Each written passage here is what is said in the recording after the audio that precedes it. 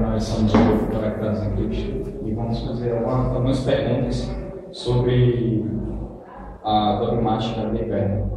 Sim, Padre, boa noite. Eu gostaria de saber do senhor o que é que a Constituição Dogmática da Inverno fala sobre o homem e sobre a sua divindade. Boa noite. A princípio, penso que é importante dizer que a Constituição da Inverno traz uma visão muito positiva do homem, do ser humano, que é que quando nós pensamos ser humano, pensamos no homem e na mulher.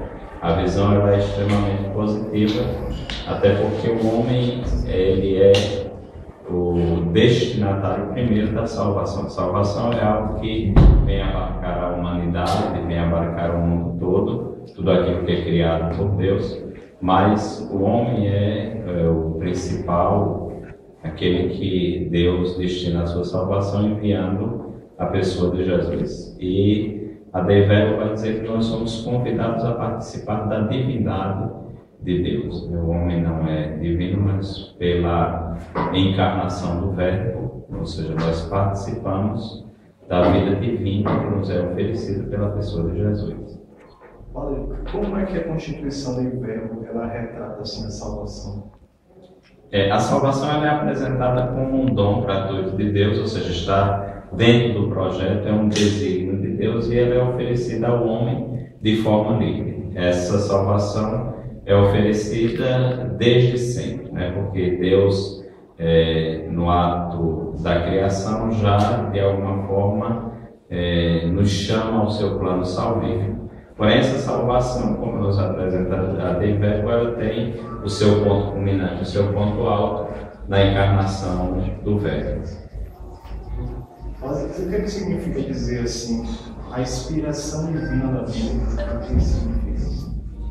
Embora a Bíblia tenha sido escrita por homens, então quando nós tratamos sobre inspiração, nós dizemos que não se trata de apenas algo racional do conhecimento humano, mas Deus inspira os autores sagrados a escreverem a palavra. É lógico que a palavra ela nasce da realidade vivida do povo, mas aquilo que os autores sagrados escrevem é profundamente a experiência de Deus, ou seja, é algo inspirado. É o Espírito que move os escritores sagrados a traduzirem na escrita aquilo que é a mensagem de amor de Deus pela humanidade. Então, dizer que é inspiração é dizer isso, né? Não é que o homem escreveu com as suas próprias forças, baseado no seu conhecimento, mas ele escreveu justamente inspirado por Deus. É Deus o inspirador da Sagrada Escritura. E assim, e o que o Deivelo fala sobre o Antigo e o Novo Testamento? O Antigo, ele é apresentado como, não uma antecipação, mas ele vai justamente anunciar aquilo que seria a novidade do Novo. Né? Existe uma continuidade, né? Por isso nós lemos os dois testamentos. O Primeiro Testamento, ou seja, o Antigo Testamento, e o Segundo Testamento, o Novo Testamento.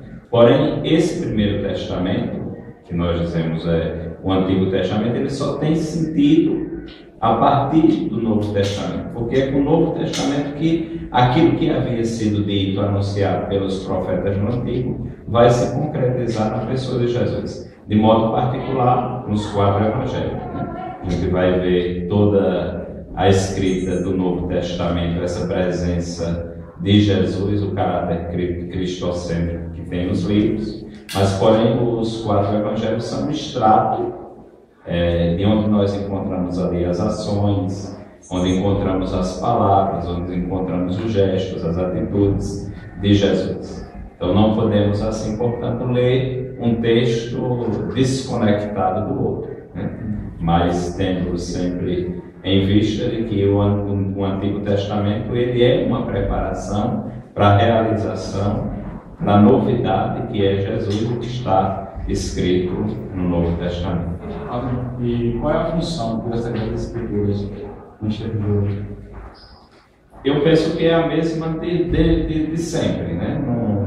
Não acho que transformou, que mudou nada. A palavra de Deus ela tem uma finalidade, que é justamente orientar o homem na condução da sua vida segundo o projeto e a vontade de Deus. Toda a Escritura fala de uma aliança de amor que nós estabelecemos, hoje estabelecida de forma definitiva, como nos lembra a própria Deivete, pela presença de Jesus. É Ele a grande manifestação do amor e dessa aliança de Deus por nós. Então a Sagrada Escritura tem essa função de nos orientar, de nos indicar um projeto de amor de Deus por nós, ao qual nós somos convidados a aceitar de forma livre.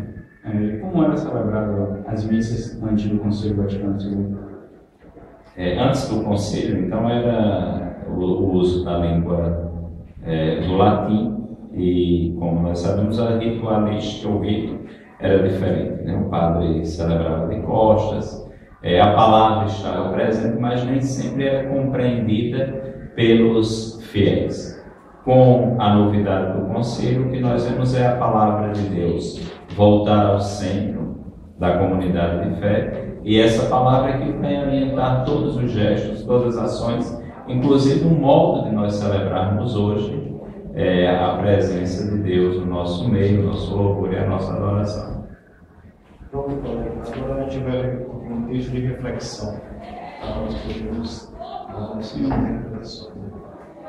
E eu rogarei ao Pai, e Ele vos dará outro ajudador, para que fique convosco para sempre, a saber, o Espírito da verdade, o qual o mundo não pode receber, porque não o vê nem o reconhece, mas vós o conheceis, porque ele habita convosco e estará em vós.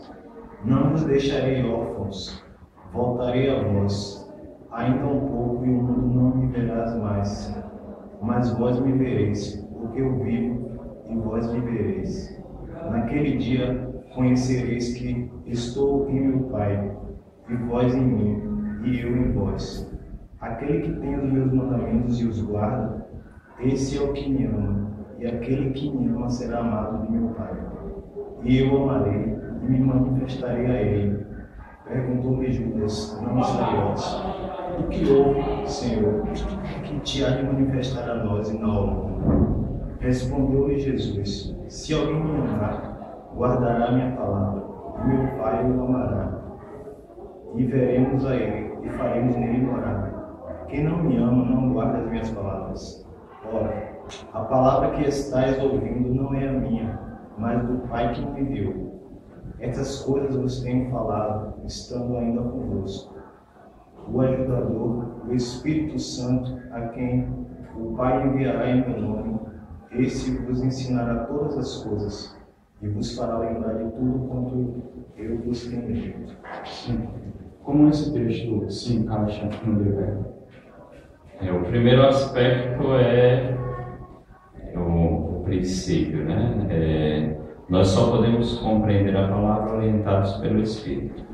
E Jesus nos diz justamente isso. O Espírito, o ajudador, virá para ajudar e conduzir vocês na compreensão plena da palavra. Interessante que Jesus disse que quando o Espírito vier, vos lembrará das coisas que eu disse. Então é muito importante isso, porque embora em Jesus esteja a plena revelação, como nós lemos na Deivete, Jesus é a plena revelação do Pai, mas porém essa palavra que é Jesus, ela se atualiza no hoje da nossa história, né? Se atualiza na nossa vida, e ela se atualiza justamente a partir da presença desse ajudador, esse ajudador que é o Espírito, que vem não apenas para nos ajudar a compreender essa palavra, mas para perceber que essa palavra é sempre atual e que ela tem sempre a dizer a nós alguma coisa, alguma novidade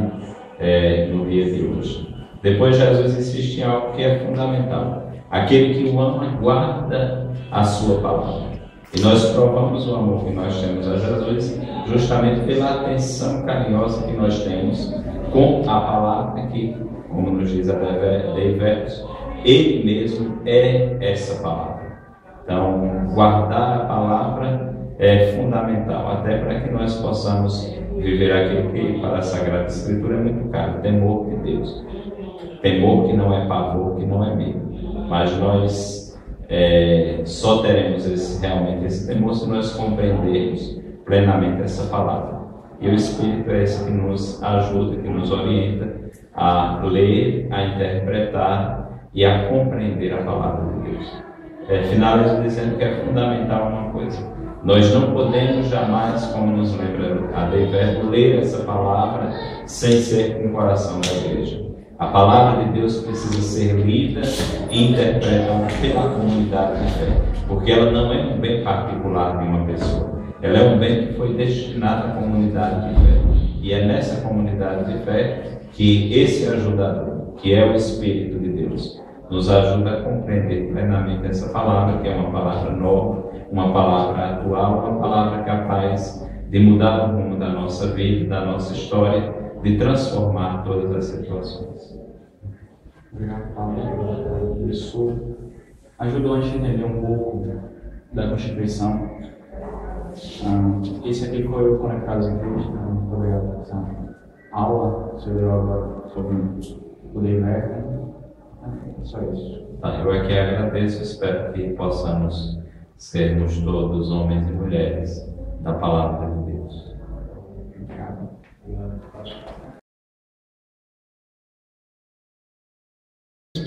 Queridos e queridas, eu me chamo Padre Laércio, sou religioso salesiano, estou conectado a Cristo e convido também vocês a estarem conectados a Cristo.